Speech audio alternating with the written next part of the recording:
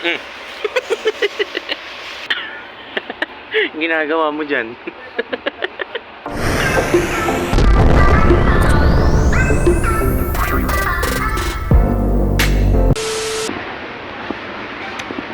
Yo, what's up mga kagwang? Ang oras natin ngayon ay 12:30 na ng tanghali. Kagaling lang namin maghatid ng mga bata doon sa school. Kaya dumiretso na kami dito sa Jumbo.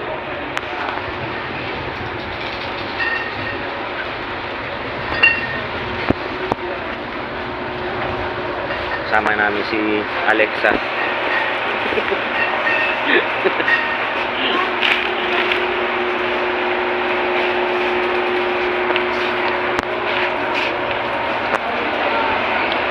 Kasama ko ngayon mga kagwang ay sila si Mrs.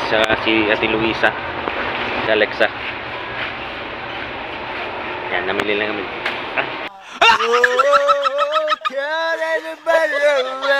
Namulunan na. Dumaan lang kami dito sa Jumbo mga kagwang para mag-grocery.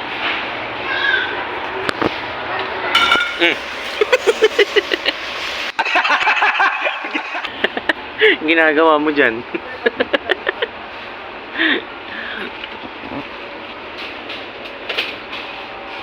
Ba, sa akin wala pang laman, no?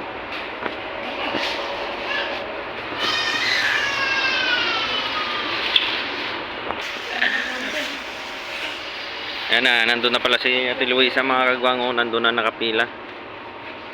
Ayan, si Mrs. nandito pa. Ayan, oh. Taga pa yan? Na? Marami ba?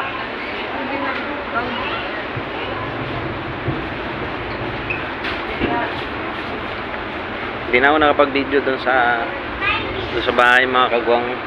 Tsaka nung pag-alis namin, wala kasing tagahawak ng cellphone. Kaya nahirapan ako mag-video kapag ganun naghahatid kami ng mga bata. Dahil hawak-hawak ni Mrs. yung bag ng anak ko.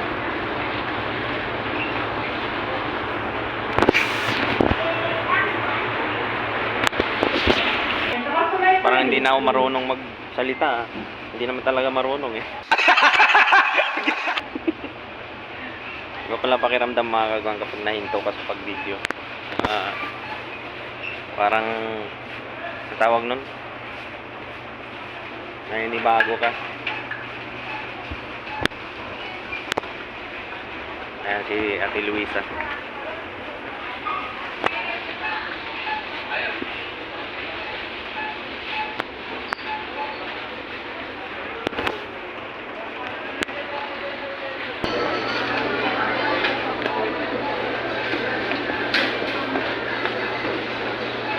Medyo marami po yung mga tao ngayon mga kagwang. Ano?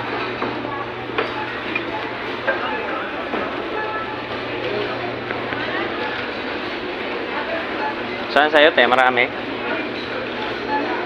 Konti lang. Andito pa.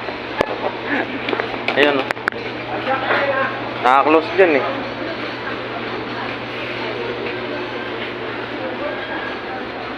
Ayan, ito po yung sa amin mga kagwang. Dito na kami pumila.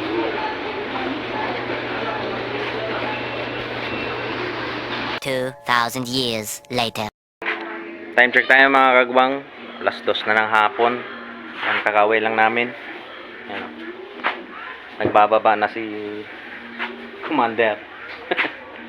Medyo natagalan kami sa Jumbo mga kagwang dahil medyo marami kasing tao ngayon. So, bababa muna kami mga kagwang para makakain na kami dahil nagugutom na ako.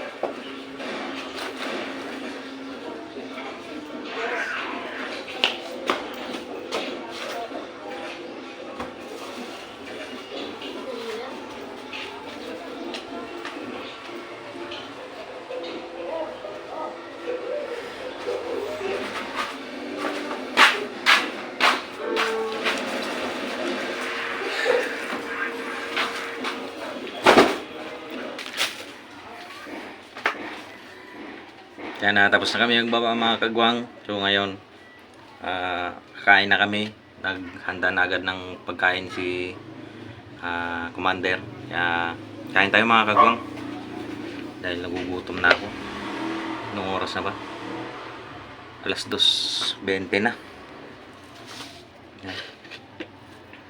Ito yung ulam namin ngayon mga kagwang. Paksiw na bangus. Ano?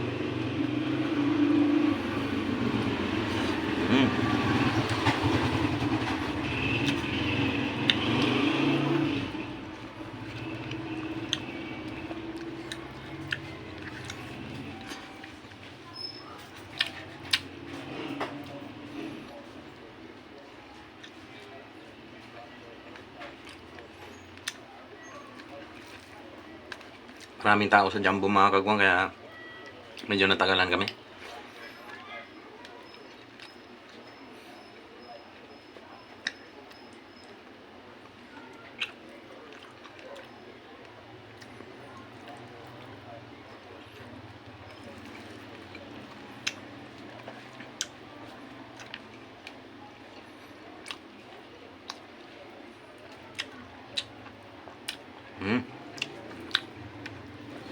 Tara, kain po tayo.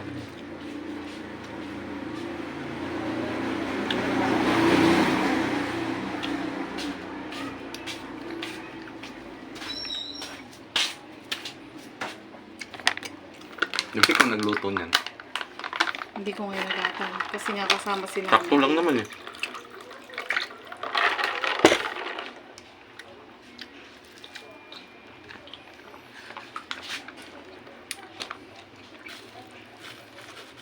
Sama sa ulam si nanay. Yan, di ba nalatan?